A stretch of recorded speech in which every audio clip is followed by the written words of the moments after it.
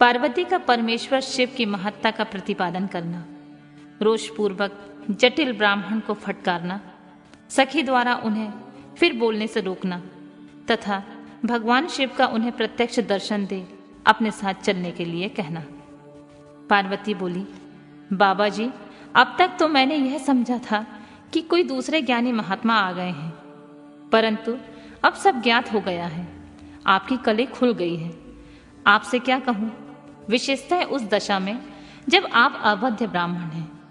ब्राह्मण देवता, आपने जो कुछ कहा है वह सब मुझे ज्ञात है, परंतु वह सब झूठा ही है, सत्य कुछ भी नहीं है। आपने कहा था कि मैं शिव को जानता हूँ। यदि आपकी यह बात ठीक होती तो आप ऐसी युक्ति एवं बुद्धि के विरुद्ध बात नहीं बोलते। यह ठीक है कि कभी कभी महेश्वर अपनी लीला शक्ति से प्रेरित हो तथा कथित अद्भुत वेश धारण कर लिया करते हैं, परंतु वास्तव में वे साक्षात परब्रह्म परमात्मा हैं। उन्होंने स्वेच्छा से ही अपना शरीर धारण किया है। आप ब्रह्मचारी का स्वरूप धारण कर मुझे ठगने के लिए उद्यत हो यहाँ आए हैं और अनुचित एवं असंगत युक्तियों का सहारा ले छल कपट से युक्त बातें बोल रहे हैं। मैं भगवान शंकर के स्वरूप को भली भांति जानती हूँ, इसलिए यथा योग्य विचार करके उनके तत्व का वर्णन करती हूँ। वास्तव में शिव निर्गुण ब्रह्मा है, कारण बस सगुण हो गए हैं। जो निर्गुण है, समस्त गुण जिनके स्वरूप भूत हैं, उनकी जाति कैसे हो सकती है। वे भगवान सदाशिव समस्त विद्याओं के आधार हैं। फिर उन पूर्ण परमात्माओं को भी विद्या का क्या काम। पूर्व काल में कल्प के आरंभ में भगवान शंभु ने श्री विष्णु को उच्च बास रूप में संपूर्ण वेद प्रदान किए थे। अतः उनके समान उत्तम प्रभु दूसरा कौन है, जो सबके आदि कारण है। उनकी अवस्था अथवा आयु का नापतोल कैसे हो सकता है। प्रकृति उन्हीं से उत्पन्न हुई है, फिर उनकी शक्ति का दूसरा क्या कारण हो सकता है। जो लोग सदा प्रेम पूर्वक शक्ति के स्वामी भगवान शंकर का भजन करते हैं, उन्हें भगवान शंभु प्रभु शक्ति, उत्साह शक्ति और मंत्र शक्ति, ये तीनों अक्षर शक्तियां प्रदान करते हैं। भगवान शिव के भजन से ही जीव मृत्यु को जीत लेता है और निर्भय हो जाता है। इसलिए तीनों लोक में मृत्युंजय नाम प्रसिद्ध है। उन्हीं के अनुग्रह से विष्णु विष्णुत्व को, ब्रह्मा ब्रह्मत्व को और देवता देवत्व को प्राप्त हुए हैं। शिव जी का पक्ष लेकर बहुत बोलने से क्या लाभ। वे भगवान शिव स्वयं महाप्रभु हैं। कल्याण रूपी शिव की सेवा से यहाँ कौन सा मनोरथ सिद्ध नहीं हो सकता। उन महादेव जी के पास किस बात की कमी है जो भगवान सदाशिव स्वयं मुझे पाने की इच्छा करें। यदि शंकर की सेवा ना करें तो मनुष्य 7 जन्मों तक दरिद्र होता है और उन्हीं की सेवा से सेवक को लोक में कभी नष्ट न होने वाली लक्ष्मी प्राप्त होती है। जिनके सामने 8 सिद्धियां नित्य आकर सिर नीचा किए इस इच्छा से नृत्य करती हैं, वे भगवान हम पर संतुष्ट हो जाएं। उनके लिए हर कोई हितकारक वस्तु दुर्लभ कैसे हो सकती है। यद्यपि यह मांगलिक कही जाने वाली वस्तुएं शंकर का सेवन नहीं करती हैं, तथापि उनके स्मरण मात्र से ही सबका मंगल होता है। जिनकी पूजा के प्रभाव से उपासक की संपूर्ण कामनाएं सिद्ध होती हैं। सदा निर्विकार रहने वाले उन परमात्मा शिव में विकार कहाँ से आ सकता है। जिस पुरुष के मुख में निरंतर शिव यह मंगलमय नाम निवास करता है, उसके दर्शन मात्र से ही अन्य सब सदा पवित्र होते हैं।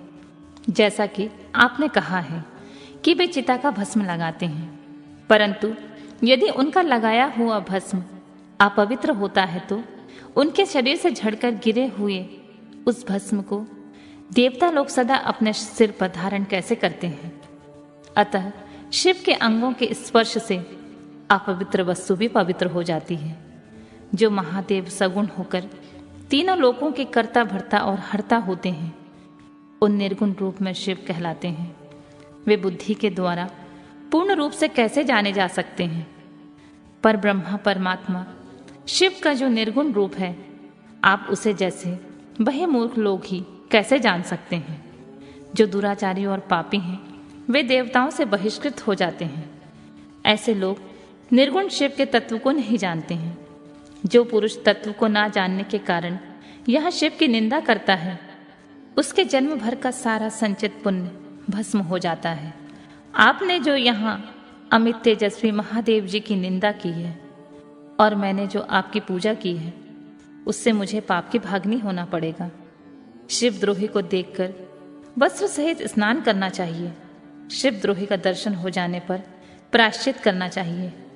इतना कहकर पार्वती जी उस ब्राह्मण पर अधिक रुष्ट होकर बोली, अरे दुष्ट, तूने कहा था कि मैं शंकर जी को जानता हूं, परंतु निश्चय ही तूने उस सनातन शिव को नहीं देखा, न जाना। भगवान रुद्र को तू जैसा कहता है वे वैसे ही क्यों ना हो, उनके जैसे भी बहुसंख्यक रूप क्यों ना हो। सत्पुरुषों के प्रियतम नित्य निर्विकार वे भगवान सदाशिव मेरे अभीष्टम देव हैं। ब्रह्मा और विष्णु भी कभी उन महात्मा हर के समान नहीं हो सकते। फिर दूसरे देवताओं की तो बात ही क्या, क्योंकि वे सदैव काल के अधीन रहते हैं। इस प्रकार अपनी शुद्ध बुद्धि से तत्वतः विचार करके मैं शिव के लिए वन में आकर भारी तपस्या कर रही हूँ। वे भक्त वत्सल सर्वेश्वर शिव ही हम सबके परमेश्वर हैं। दीनों पर अनुग्रह करने वाले उन महादेव को ही प्राप्त करने की मेरी इच्छा है। ब्रह्मा जी कहते हैं, नारद, ऐसा कहकर गिरिराज नंदिनी चुप हो गई और निर्विकार चित्त से भगवान शिव का ध्यान करने लगी। देवी की बात सुनकर वह ब्रह्मचारी ब्राह्मण जो ही कुछ फिर कुछ कहने के लिए उद्यत हुआ, त्यों ही शिव में आसक्तचित होने के कारण उनकी निंदा सुनने में विमुख हुई पार्वती अपनी सखी विजया से शीघ्र बोली। पार्वती ने कहा, सखी, इस अधम ब्राह्मण को यत्नपूर्वक रोको। यह फिर से कुछ कहना चाहता है। यह केवल शिव की निंदा ही करेगा। जो शिव की निंदा करता है केवल उसे पाप ही नहीं लगता, जो उसकी निंदा सुनता है वह भी यहाँ पाप का भागी होता है। भगवान शिव के उपासकों को चाहिए कि वे शिव की निंदा करने वाले का सर्वथा वध करें। यदि वह ब्राह्मण हो तो उसे अवश्य ही त्याग दें और स्वयं उसकी निंदा के स्थान से शीघ्र दूर चले जाएं। यह दूसरा ब्राह्मण फिर शिव की निंदा करेगा। ब्राह्मण होने के कारण यह बद्ध तो नहीं है, अतः त्याग देने की योग्य है। किसी तरह भी इनका मुंह नहीं देखना चाहिए। इस स्थान को छोड़कर हम लोग आज ही किसी दूसरे स्थान में शीघ्र चलें, जिससे फिर इस अज्ञानी के साथ बात करने का अवसर ना मिले। ब्रह्मा जी कहते हैं, नारद, ऐसा कहकर उमा ने जो ही अन्यत्र जाने के लिए पैर उठाया, त्यों ही भगवान शिव ने अपने साक्षात स्वरूप से प्रकट हो प्रिया पार्वती का हाथ पकड़ लिया। शिवा जैसे ही स्वरूप का ध्यान करती थीं, वैसे ही सुंदर रूप धारण करके शिव ने उन्हें दर्शन दिया। पार्वती ने लज्जावश अपना मुंह नीचे की ओर कर लिया। तब भगवान शिव ने उनसे कहा, प्रिय, मुझे छोड़कर कहाँ जाओगी? अब मैं फिर कभी तुम्हारा त्याग नहीं करूंगा। मैं प्रसन्न हूँ, वर मांगो। मुझे तुम्हारे लिए कुछ भी अदेय नहीं है। देवी, आज से मैं तपस्या के मूल खरीदा हुआ तुम्हारा दास हूँ। तुम्हारे सौंदर्य ने मुझे मोह लिया है। अब तुम्हारे बिना मुझे एक क्षण भी युग के समान जान पड़ता है। लज्जा छोड़ो, तुम मेरी सनातन पत्नी हो। गिरिराज नंदिनी, महेश्वरी, मैंने जो कुछ कहा है उस पर श्रेष्ठ बुद्धि से विचार करो। सुस्थिर चित्त वाली पार्वती, मैंने नाना प्रकार से तुम्हारी बारंबार परीक्षा ली है। लोक लीला का अनुसरण करने वाले मुझ सौजन के अपराध को क्षमा कर दो। शिवे, तुम तीनों लोकों में तुम्हारी जैसी अनुरागनी मुझे दूसरी कोई नहीं दिखाई देती। मैं सर्वथा तुम्हारे अधीन हूँ। तुम्हारी इच्छा पूर्ण हो। प्रिय, मेरे पास आओ। तुम मेरी पत्नी हो और मैं तुम्हारा वर हूँ। तुम्हारे साथ मैं शीघ्र ही अपने निवास स्थान उत्तम पर्वत कैलाश को चलूंगा। ब्रह्मा जी कहते हैं, देवाधिदेव महादेव के ऐसा कहने पर पार्वती देवी आनंद मग्न हो उठी। उनका तपस्या जनित पहले का सारा कष्ट मिट गया। मुनि श्रेष्ठ, सती साध्वी पार्वती की सारी थकावट दूर हो गई, क्योंकि परिश्रम फल प्राप्त हो जाने पर प्राणी का पहले वाला सारा श्रम नष्ट हो जाता है। शिव और पार्वती की बातचीत। शिव का पार्वती के अनुरोध को स्वीकार करना। ब्रह्मा जी कहते हैं, परमात्मा हर की बात सुनकर और उनके आनंददायी रूप का दर्शन पाकर पार्वती को बड़ा हर्ष हुआ। उनका मुख प्रसन्नता से खिल उठा। वे बहुत सुख का अनुभव करने लगी। फिर उन महासाध्वी शिवा ने अपने पास ही खड़े हुए भगवान शिव से कहा, देवेश्वर, आप मेरे स्वामी हैं। पूर्व काल में आपने जिसके लिए हर्षपूर्वक दक्ष के यज्ञ का विनाश किया था, उसे क्यों भुला दिया था? वे आप ही हैं और मैं वही हूँ। देवेश्वर, इस समय मैं तारकासुर से दुख पाने वाले देवताओं के कार्य की सिद्धि के लिए रानी मैना के गर्भ से उत्पन्न हुई हूँ। देवेश, यदि आप प्रसन्न हैं और मुझ पर कृपा करते हैं तो मेरे पति हो जाइए ईशान। प्रभु, मेरी यह बात मान लीजिए। आपकी आज्ञा लेकर मैं पिता के घर जाती हूँ। अब आप अपने विवाह रूप परम उत्तम विशुद्ध यश को सर्वत्र विख्यात कीजिए। नाथ, प्रभु आप तो लीला करने में कुशल हैं, अतः मेरे पिता हिमवान के पास चलिए और याचक बनकर उनसे मेरी याचना कीजिए। लोक से मेरे पिता के यश को फैलाते हुए आपको ऐसा करना चाहिए। इस तरह आप मेरे संपूर्ण गृहस्थ आश्रम को सफल बनाइए। जब आप प्रसन्नता पूर्वक ऋषियों से मेरे पिता को सब बातों की जानकारी कराएंगे, तब मेरे पिता अपने भाई बांधवों के साथ आपकी आज्ञा का पालन करेंगे। इसमें संदेह नहीं है। जब मैं पहले प्रजापति दक्ष की कन्या थी और मेरे पिता ने आपके हाथ में मेरा हाथ दिया, उस समय आपने शास्त्रोक्त विधि से विवाह का कार्य पूरा नहीं किया। मेरे पिता दक्ष ने ग्रहों की पूजा नहीं की, अतः उस विवाह में ग्रह पूजन विषयक बड़ी भारी त्रुटि रह गई। इसलिए प्रभु महादेव, अब की बार देवताओं से कार्य की सिद्धि के लिए आप शास्त्रोक्त विधि से विवाह कार्य का संपादन करें। विवाह की जैसी रीति है उसका पालन आपको अवश्य करना चाहिए। मेरे पिता हिमवान को यह अच्छी तरह ज्ञात हो जाना चाहिए कि मेरी पुत्री ने शुभ कारक तपस्या की है। पार्वती की ऐसी बात सुनकर भगवान सदाशिव बड़े प्रसन्न हुए और उनसे हंसते हुए प्रेम पूर्वक बोले, देवी महेश्वरी, मेरी यह उत्तम बात सुनो। यह उचित, मंगलकारक और निर्दोष है। इसे सुनकर वैसा ही करो। वरानने, ब्रह्मा आदि जितने भी प्राणी हैं वे सब अनित्य हैं। भामिनी, यह सब कुछ जो दिखाई देता है यह नश्वर समझो। मैं निर्गुण परमात्मा ही गुणों से युक्त हो एक से अनेक हो गया हूँ। जो अपने प्रकाश से प्रकाशित होता है वही परमात्मा में दूसरों के प्रकाश से प्रकाशित होने वाला हो गया। देवी, मैं स्वतंत्र हूँ, परंतु तुमने मुझे परतंत्र बना दिया। समस्त कर्मों को करने वाली प्रकृति एवं महामाया तुम ही हो। यह संपूर्ण जगत महामाया ही रचा गया है।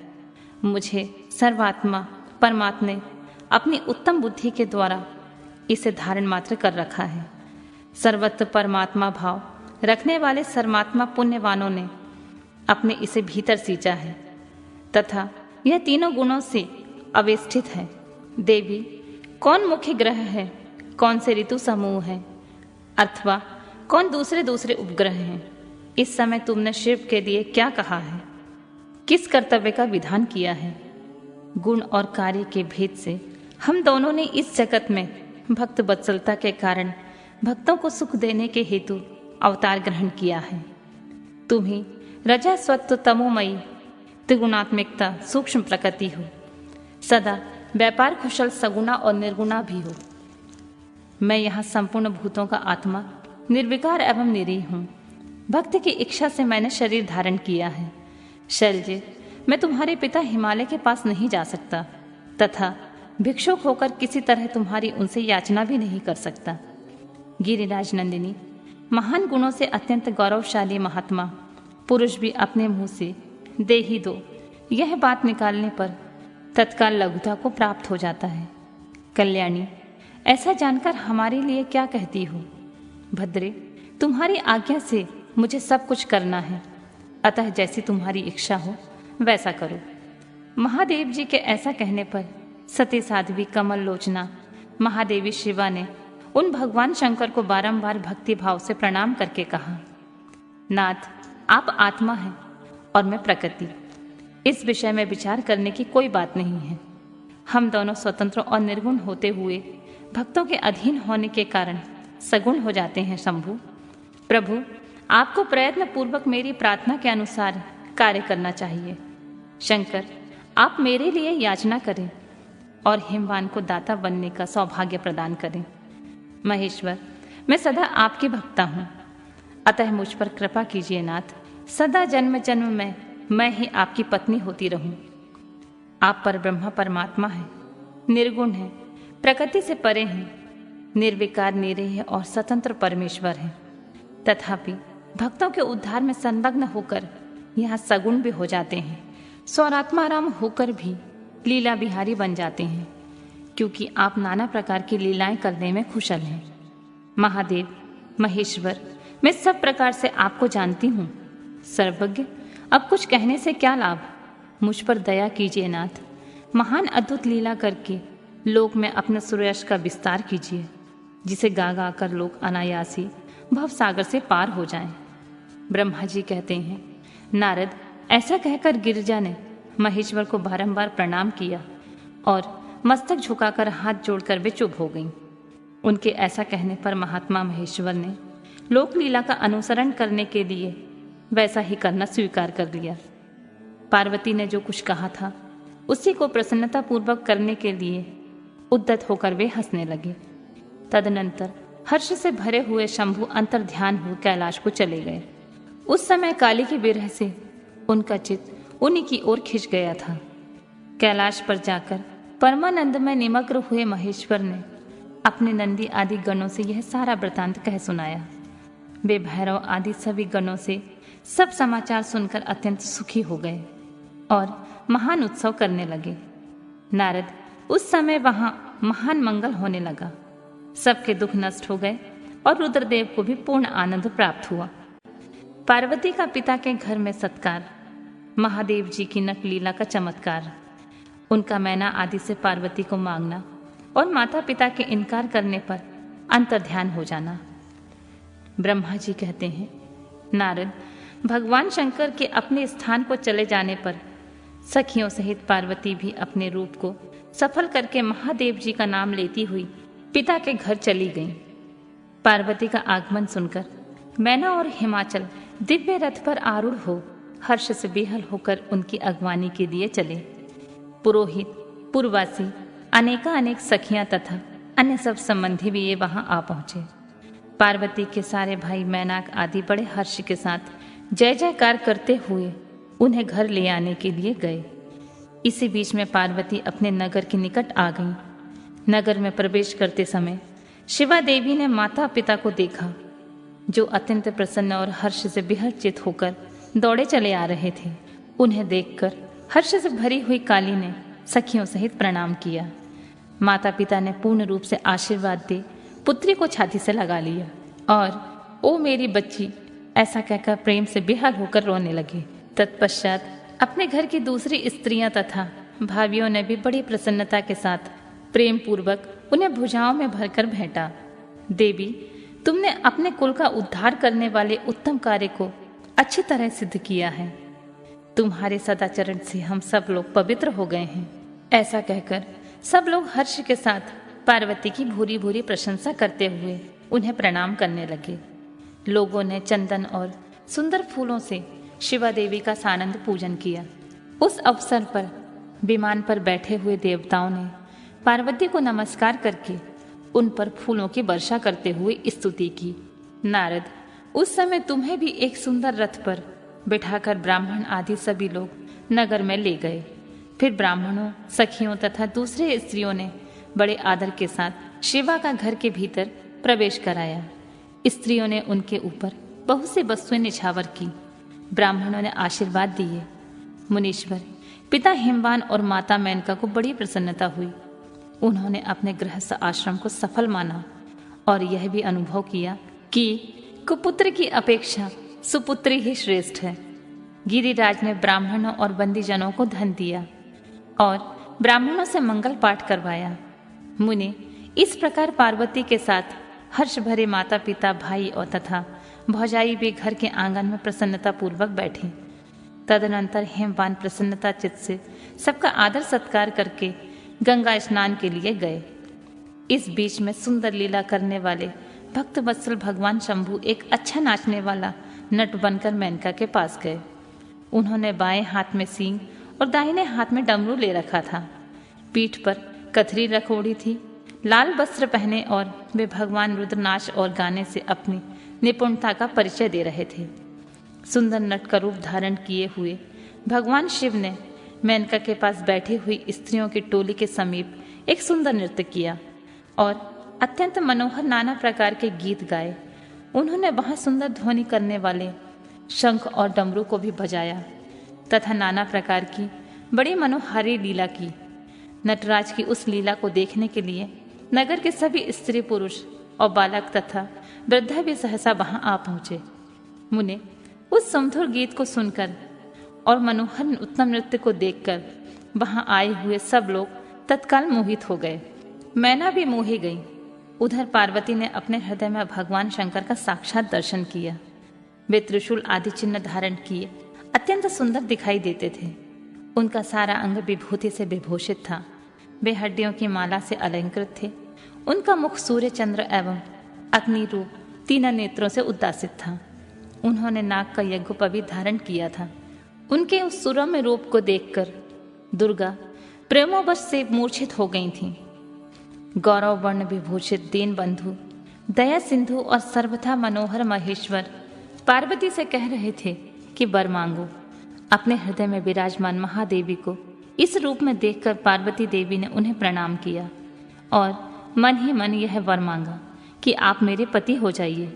प्रीति युक्त हृदय से शिवा को वैसा कल्याणकारी वर देकर वे पुनः अंतर्ध्यान हो गए और वहां पूर्ववत भिक्षा मांगने वाला नट बनकर उत्तम नृत्य करने लगे। उस समय मैना सोने की थाली में रखे हुए बहुत सुंदर से रत्न ले उन्हें प्रसन्नता पूर्वक देने के लिए गईं। उनका वह ऐश्वर्य देखकर भगवान शंकर मन ही मन बड़े प्रसन्न हुए, परंतु उन्होंने उन रत्नों को स्वीकार नहीं किया। वे भिक्षा में उनकी पुत्री शिवा को मांगने लगे और पुनः कौतुकवश सुंदर नृत्य एवं गान करने को उद्यत हुए। मैना उस भिक्षुक नट की बात सुनकर अत्यंत कुपित हो उठी और उसे डांटने फटकारने लगी। उनके मन में उसे बाहर निकाल देने की इच्छा हुई। इसी बीच गिरिराज हिमवान गंगा जी से नहाकर लौट आए। उन्होंने अपने सामने उस नराकर भिक्षुक को आंगन में खड़ा देखा। मैना के मुख से सारी बातें सुनकर उनको भी बड़ा क्रोध हुआ। उन्होंने अपने सेवक को आज्ञा दी कि इस नट को बाहर निकाल दो। मुनि श्रेष्ठ नटराज विशालकाय अग्नि की भांति अपने उत्तम तेज से प्रज्वलित हो रहे थे। उन्हें छूना भी कठिन था, इसलिए कोई भी उन्हें बाहर नहीं निकाल सका। तात फिर तो नाना प्रकार की लीलाओं में विशारद उन भिक्षु शिरोमणि ने शैलराज को अपना अत्यंत प्रभाव दिखाना आरंभ किया। हिमवान ने देखा भिक्षुक ने वहां तत्काल ही भगवान विष्णु का रूप धारण कर लिया है। उनके मस्तक पर किरीट, कानों में कुंडल और शरीर पर पीत वस्त्र शोभा पाते हैं। उनके 4 भुजाएं हैं। हिमवान ने उनकी पूजा के समय गदाधारी श्री हरि को जो पुष्प आदि चढ़ाए थे वे सब उन्होंने भिक्षु के शरीर में और मस्तक पर देखे।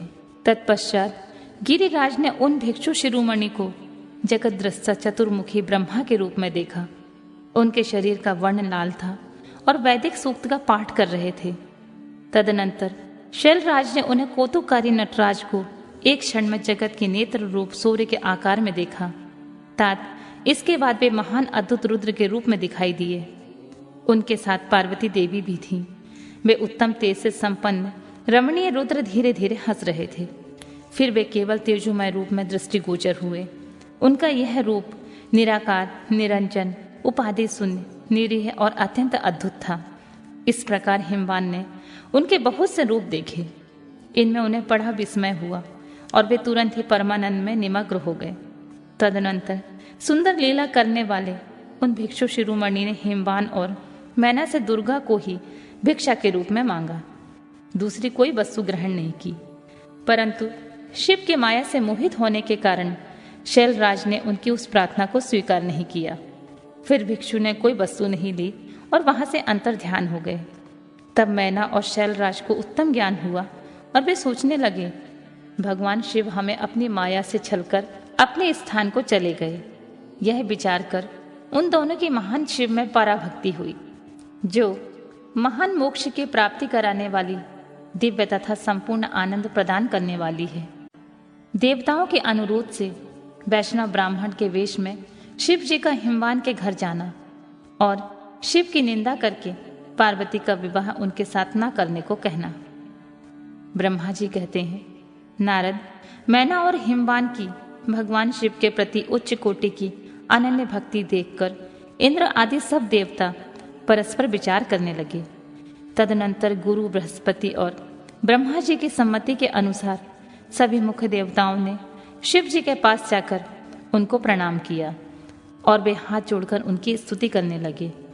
बोले, देवादिदेव महादेव, करुणाकर शंकर, हम आपकी शरण में आए हैं, कृपा कीजिए। आपको नमस्कार है स्वामी। आप भक्त वत्सल होने के कारण सदा भक्तों के कार्य सिद्ध करते हैं, दीनों का उद्धार करने वाले और दया के सिंधु हैं तथा भक्तों को विपत्ति से छुड़ाने वाले हैं। इस प्रकार महेश्वर की स्तुति करके इंद्र सहित संपूर्ण देवताओं ने मैना और हिमवान की अनन्य शिव भक्ति के विषय में सारी बातें आदर पूर्वक बताईं। देवताओं की यह बात सुनकर महेश्वर ने उनकी प्रार्थना स्वीकार कर ली और हंसते हुए उन्हें आश्वासन देकर विदा किया। तब सब देवता अपना कार्य सिद्ध हुआ मानकर भगवान सदाशिव की प्रशंसा करते हुए शीघ्र अपने घर को लौटकर प्रसन्नता का अनुभव करने लगे। तदनंतर भक्त वत्सल महेश्वर भगवान शंभु, जो माया के स्वामी हैं, निर्विकार चित्त से शैलराज के यहाँ आए और उस समय गिरिराज हिमवान सभा भवन में बंधु वर्ग से घिरे हुए पार्वती सहित प्रसन्नता पूर्वक बैठे थे। इसी अवसर पर वहां सदाशिव ने पदार्पण किया। वे हाथ में दंड छत्र, शरीर पर दिव्य वस्त्र, ललाट में उज्ज्वल तिलक, एक हाथ में स्फटिक की माला और गले में शालिग्राम धारण किए हुए भक्ति पूर्वक हरि नाम का जाप कर रहे थे और देखने में साधु वेशधारी ब्राह्मण जान पड़ते थे। उन्हें आया देख सपरिवार हिमवान उठकर खड़े हो गए। उन्होंने उन अपूर्व अतिथि देवता को भूतल पर दंड के समान पड़कर भक्ति भाव से साष्टांग प्रणाम किया। देवी पार्वती ब्रह्म रूपधारी प्राणेश्वर शिव को पहचान गई थीं, अतः उन्होंने भी उनको मस्तक झुकाया और मन ही मन बड़ी प्रसन्नता के साथ उनकी स्तुति की। ब्राह्मण रूपधारी शिव ने उन सबको प्रेम पूर्वक आशीर्वाद दिया, किंतु शिवा को सबसे अधिक मनोवांछित शुभ आशीर्वाद प्रदान किया। शैलराज हेमवान ने बड़े आदर से उन्हें मधुपर्क आदि पूजन सामग्री भेंट की और ब्राह्मण ने बड़ी प्रसन्नता के साथ वह सब ग्रहण कर लिया। तत्पश्चात गिरिश्रेष्ठ हिमाचल ने उनका कुशल समाचार पूछा। मुनि अत्यंत प्रीतिपूर्वक उन दिव्यराज की विधिवत पूजा करके शैलराज ने पूछा, आप कौन हैं? तब उन ब्राह्मण शिरोमणि ने गिरिराज से शीघ्र ही आदर पूर्वक कहा, गिरिश्रेष्ठ, मैं उत्तम विद्वान वैष्णव ब्राह्मण हूँ और ज्योतिषी की वृत्ति का आश्रय लेकर भूतल पर भ्रमण करता रहता हूँ। मन के समान मेरी गति है। मैं सर्वत्र जाने में समर्थ और गुरु की दी हुई शक्ति से सर्वज्ञ, परोपकारी, शुद्धात्मा, दया सिंधु और विकार नाशक हूँ। मुझे ज्ञात हुआ है कि तुम अपनी इस लक्ष्मी सरी की सुंदर रूप वाली दिव्य सुलक्षणा अपनी पुत्री को एक आश्रय रहित असंग कुरूप और गुणहीन वर महादेव जी के हाथ में देना चाहते हो। वे रुद्र देवता मरघट में वास करते हैं, शरीर में सांप लपेटे और योग साधते फिरते हैं। उनके पास पहनने के लिए वस्त्र भी नहीं है, वैसे ही नंग धड़ंग घूमते रहते हैं। आभूषण की जगह सर्प धारण करते हैं। उनके कुल का नाम आज तक किसी को ज्ञात नहीं हुआ। वे कुपात्र और कुशील हैं, स्वभावतः विहार से दूर रहते हैं, सारे शरीर में भस्म रमाए रहते हैं, क्रोधी और अविवेकी हैं। उनकी अवस्था कितनी है यह किसी को ज्ञात नहीं है। वे अत्यंत कुसित जटा का बोझ सदा सिर पर धारण किए रहते हैं। वे भले बुरे सबको आश्रय देने वाले, भ्रमणशील, नागहारधारी, भिक्षुक, कुमार्ग परायण तथा हठपूर्वक वैदिक मार्ग का त्याग करने वाले हैं। ऐसे अयोग्य वर को आप अपनी बेटी ब्याहना चाहते हैं। अचल राज, अवश्य है आपका यह विचार मंगलदायक नहीं है। नारायण कुल में उत्पन्न ज्ञानियों में श्रेष्ठ गिरिराज, मेरे कथन का मर्म समझो। तुमने जिस पात्र को ढूंढ रखा है वह इस योग्य नहीं है कि उसके हाथ में पार्वती का हाथ दे दिया जाए। शैलराज, तुम ही देखो, उनके एक भी भाई बंधु नहीं है तुम तो बड़े बड़े रत्नों के खान हो, किंतु उनके घर में भूजी भांग भी नहीं है। वे सर्वथा निर्धन हैं। गिरिराज, तुम शीघ्र ही अपने भाई बंधुओं से, मैना देवी से, सभी बेटों से और पंडितों से भी प्रयत्न पूर्वक पूछ लो, किंतु पार्वती से ना पूछना, क्योंकि उन्हें शिव के गुण दोष की परख नहीं है। ब्रह्मा जी कहते हैं, नारद, ऐसा कहकर वे ब्राह्मण देवता, जो नाना प्रकार की लीला करने वाले शांत स्वरूप शिव ही थे, शीघ्र खा पीकर आनंद पूर्वक वहां से अपने घर को चल दिए। मैना का कोप भवन में प्रवेश, भगवान शिव का हिमवान के पास सप्तर्षियों को भेजना तथा हिमवान द्वारा उनका सत्कार, सप्तर्षियों तथा अरुंधति का और महर्षि वशिष्ठ का मैना और हिमवान को समझाकर पार्वती का विवाह भगवान शिव के साथ करने के लिए कहना। ब्रह्मा जी कहते हैं, ब्राह्मण रूपधारी शिव जी के वचनों का मैना के ऊपर बड़ा प्रभाव पड़ा और उन्होंने दुखी होकर पति से कहा, गिरिराज, इन वैष्णव ब्राह्मण ने शिव जी की जो निंदा की है, उसे सुनकर मेरा मन उनकी ओर से खिन्न और विरक्त हो गया है। शैलेश्वर, रुद्र के रूप, शील और नाम भी सभी कुसित हैं। मैं उन्हें अपनी सुलक्षणा पुत्री कदापि नहीं दूंगी।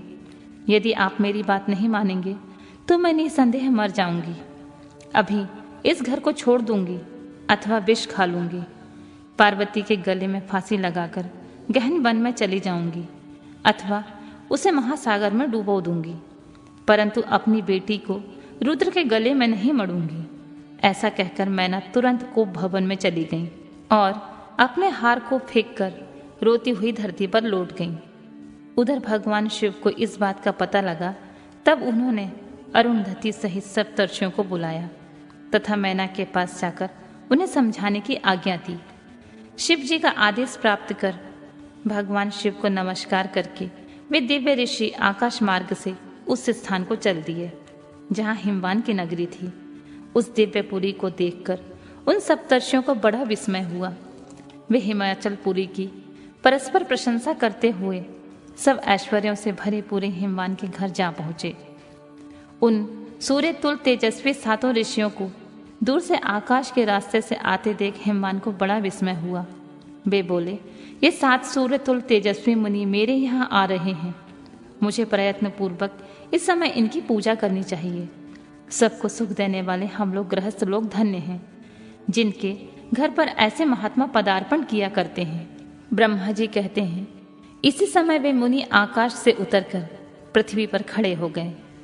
उन्हें सामने देख हिमवान बड़े आदर के साथ आगे बढ़े और हाथ जोड़कर मस्तक झुकाकर उन सप्तर्षियों को प्रणाम करने के पश्चात उन्होंने बड़े सम्मान के साथ उन सब की पूजा की तथा उन्हें आगे करके कहा, मेरा गृहस्थ आश्रम आज धन्य हो गया है।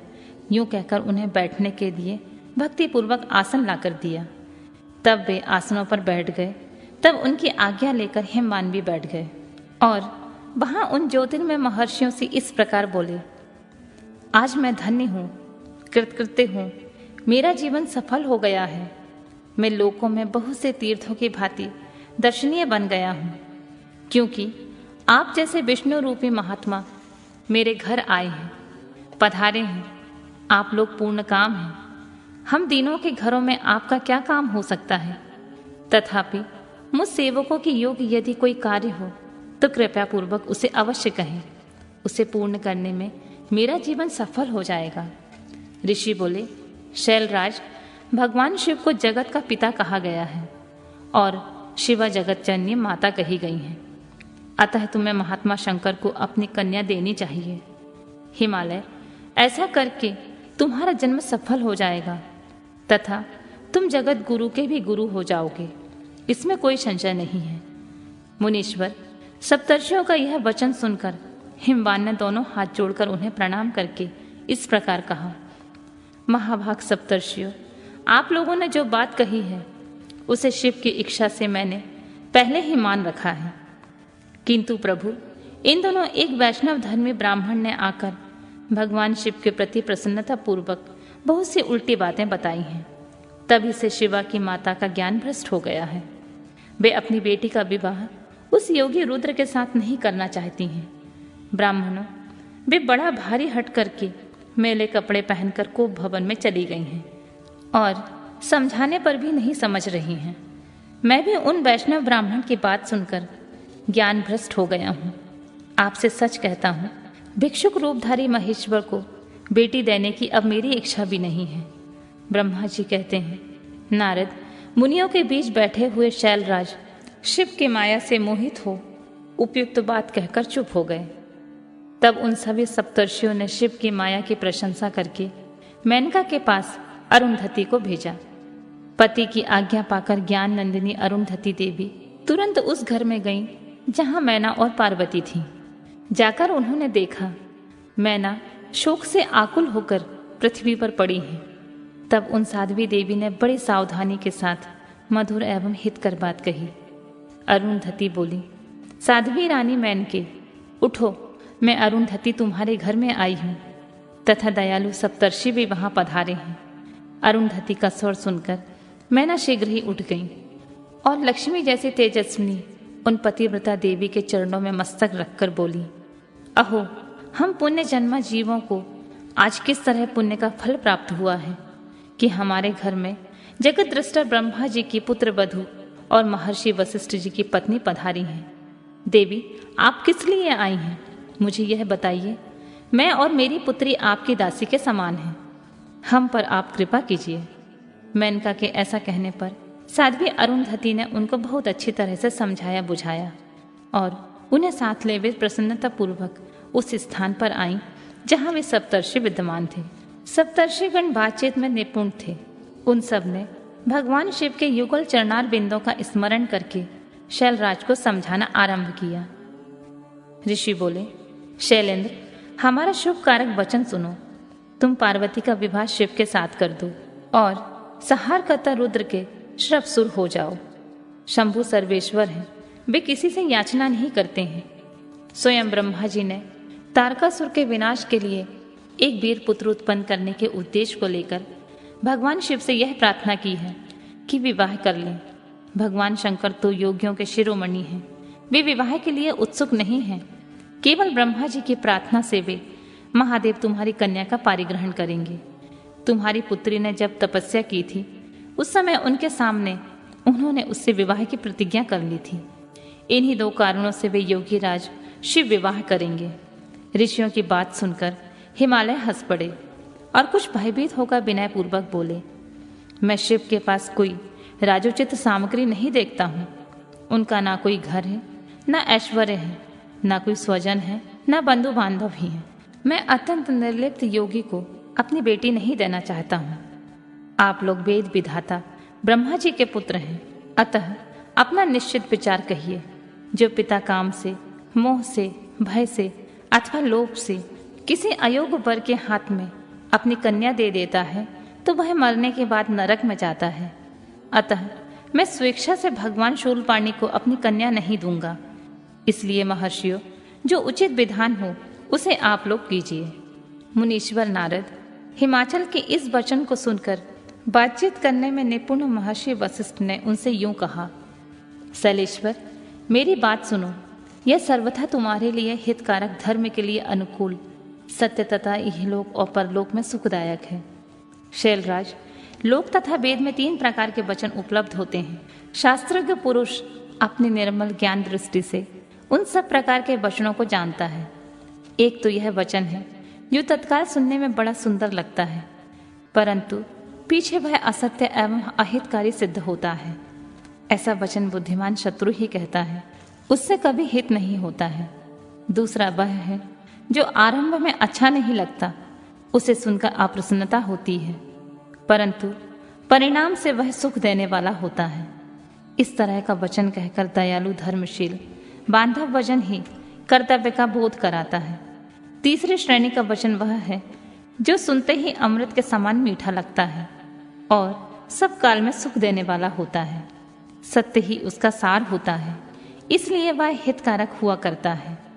ऐसा वचन सबसे श्रेष्ठ और सबके लिए अभीष्ट है। शैलराज, इस तरह नीति शास्त्र में 3 प्रकार के वचन कहे गए हैं। इन तीनों में से तुम्हें कौन सा वचन अभीष्ट है? बताओ, मैं तुम्हारे लिए वैसा ही वचन कहूंगा। भगवान शंकर संपूर्ण देवताओं के स्वामी हैं। उनके पास बाहरी संपत्ति नहीं है, इसका कारण यह है कि उनका चित्त एकमात्र ज्ञान के महासागर में मग्न रहता है, जो ज्ञानानंद स्वरूप और सबके ईश्वर हैं। उन्हें लौकिक बाहर वस्तुओं की क्या इच्छा होगी। गृहस्थ पुरुष राज एवं संपत्तियों से सुशोभित होने वाले वर को अपनी पुत्री देता है, क्योंकि किसी दीन दुखी को कन्या देने से पिता कन्या घाती होता है, उसे कन्या के वध का पाप लगता है। कौन जानता है कि भगवान शंकर दुखी हैं, कुबेर जिनके किंकर हैं और जो अपनी भूभंग की लीला मात्र से संसार की सृष्टि और संहार करने में समर्थ हैं, जिन्हें गुणातीत परमात्मा और प्रकृति से परे परमेश्वर कहा गया है। सृष्टि पालन और संहार करने वाली जिनकी विविध मूर्ति हो, ब्रह्मा विष्णु और हर नाम धारण करती हैं, उन्हें कौन निर्धन अथवा दुखी कह सकता है। ब्रह्मलोक में निवास करने वाले ब्रह्मा, क्षीर सागर में रहने वाले विष्णु तथा कैलाशवासी हर, ये सब शिव की ही विभूतियां हैं। शिव से प्रकट हुई प्रकृति भी अपने अंश में 3 प्रकार की मूर्तियों को धारण करती है। जगत में लीला शक्ति से प्रेरित हो वह अपनी कला से बहुत सा रूप धारण करती है। समस्त वाममय की अधिष्ठात्री देवी वाणी उनके मुख से प्रकट होती है और सर्व संपत रूपिणी लक्ष्मी वक्ष स्थल से अभिभूत होती है तथा शिवा ने देवताओं के एकत्र हुए तेज से अपने को प्रकट किया था और संपूर्ण दानों का वध करके देवताओं को स्वर्ग की लक्ष्मी प्रदान की थी। देवी शिवा कल्पांतर में दक्ष पत्नी के उदर से जन्म ले सती नाम से प्रसिद्ध हुई और हर को उन्होंने अपने पति के रूप में प्राप्त किया। दक्ष ने स्वयं ही भगवान शिव को अपनी पुत्री दी थी। सती ने पति की निंदा सुनकर योग बल से अपने शरीर को त्याग दिया था। वही कल्याणमयी सती अब तुम्हारे वीर्य और मैना के गर्भ से प्रकट हुई। शैलराज, ये शिवा जन्म जन्म में शिव की ही पत्नी होती हैं। प्रत्येक कल्प में बुद्धि रूपा दुर्गा ज्ञानियों में श्रेष्ठ माता होती हैं। ये सदा सिद्ध सिद्धदायिनी और सिद्ध रूपणी है। भगवान हर चिता भस्म के रूप में सत्य के अस्थि चूर्ण को ही स्वयं प्रेम पूर्वक अपने अंगों में धारण करते हैं। अतः गिरिराज, तुम स्वेच्छा से अपनी मंगलमयी कन्या को भगवान हर के हाथ में दे दो। तुम यदि नहीं दोगे तो वह स्वयं प्रियतम के स्थान में चली जाएगी। देवेश्वर शिव तुम्हारी पुत्री का अनंत क्लेश देखकर ब्राह्मण के रूप में इसकी तपस्या के स्थान पर आए थे और इसके साथ विवाह की प्रतिज्ञा करके इसे आश्वासन देकर वर देकर अपने आवास स्थान को लौट गए थे। गिरे, पार्वती की प्रार्थना से ही शंभु ने तुम्हारे पास आकर इसके लिए याचना की और तुम दोनों ने शिव भक्ति में मन लगाकर उनकी उस याचना को स्वीकार कर लिया था। गिरीश्वर, बताओ फिर किस कारण से तुम्हारी बुद्धि विपरीत हो गई है।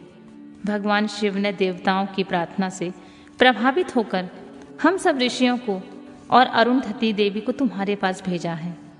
हम तुम्हें यही भिक्षा देते हैं कि तुम पार्वती को रुद्र के हाथों में दे दो। गिरे, ऐसा करने पर तुम्हें महान आनंद प्राप्त होगा। शैलेंद्र, यदि तुम स्वेच्छा से अपनी बेटी शिवा को शिव के हाथ में नहीं दोगे तो भावी के बल से ही इन दोनों का विवाह हो जाएगा। तात, भगवान शंकर ने तपस्या में लगी हुई पार्वती को ऐसा ही वर दिया है। ईश्वर की हुई प्रतिज्ञा कभी पलट नहीं सकती। गिरिराज, ईश्वर के बस में रहने वाले समस्त साधु पुरुषों की भी प्रतिज्ञा का संसार में किसी के द्वारा उल्लंघन होना कठिन है। फिर साक्षात ईश्वर के प्रतिज्ञा के लिए तो कहना ही क्या है।